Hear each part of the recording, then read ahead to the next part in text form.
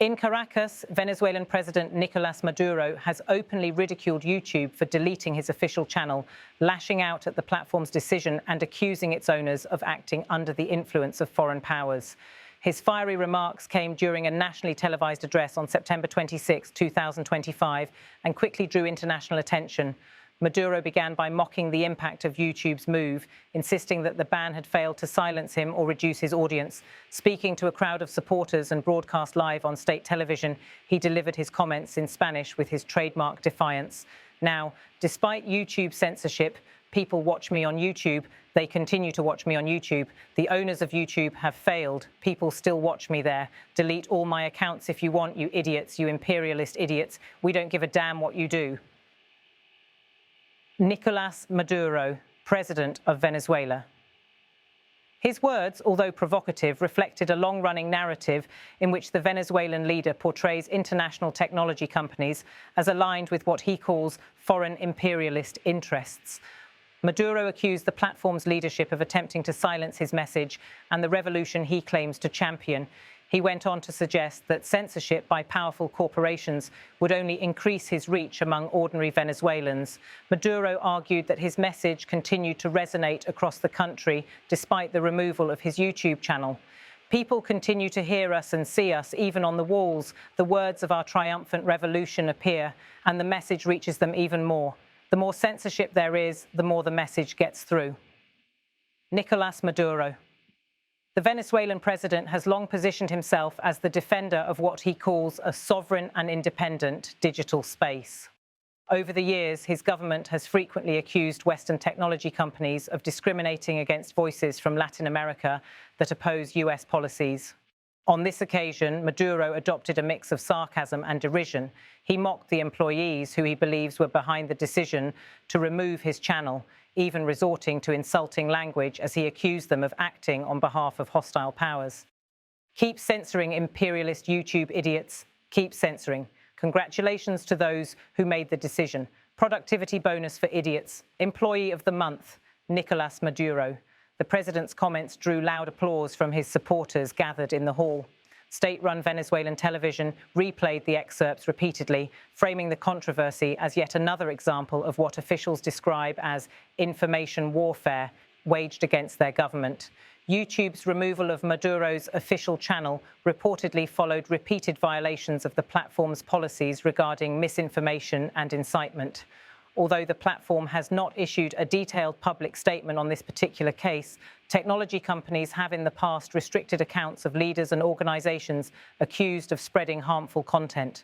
Maduro, however, framed the move as a politically motivated act, claiming that it was part of a broader campaign to undermine the Venezuelan government.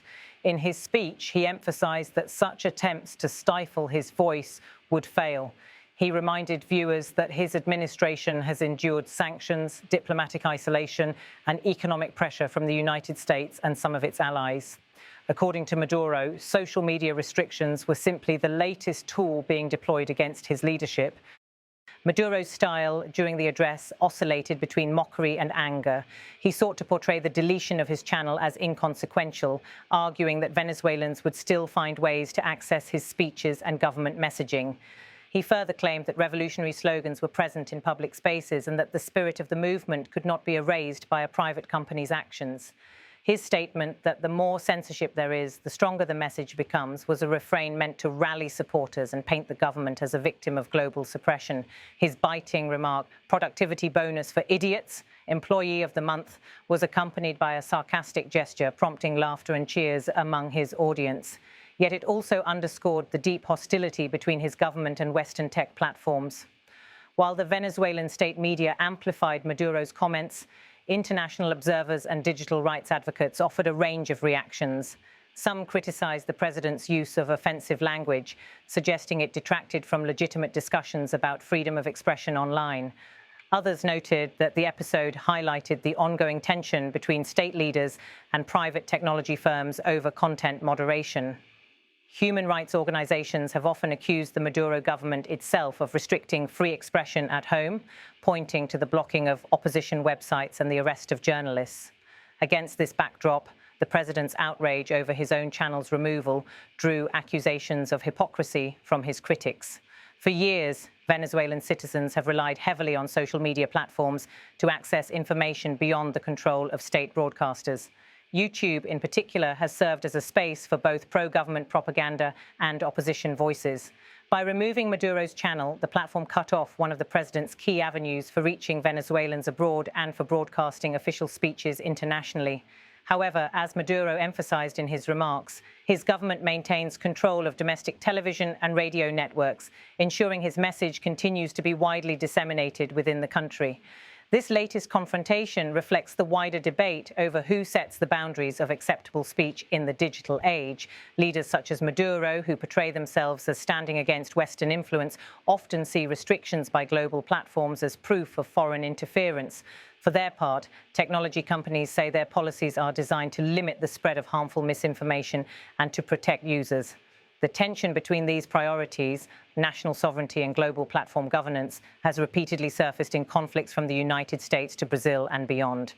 Within Venezuela, Maduro's rhetoric served to galvanize his supporters, portraying the president as a defiant leader standing up to powerful external forces.